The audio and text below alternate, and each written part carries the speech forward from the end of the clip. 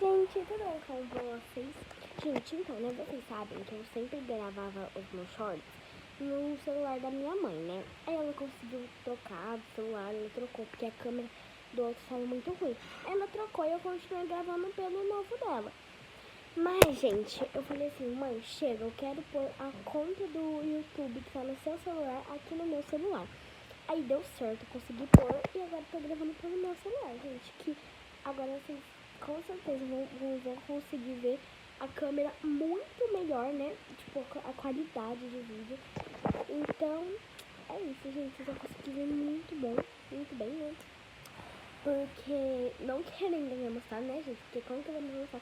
Sendo que, né, o meu celular é o iPhone 8. Eu sei que é um pouco antigo, mas pelo menos a câmera dele é um pouco boa, né, gente? Então, é isso. É só um aviso pra vocês mesmos. E beijos!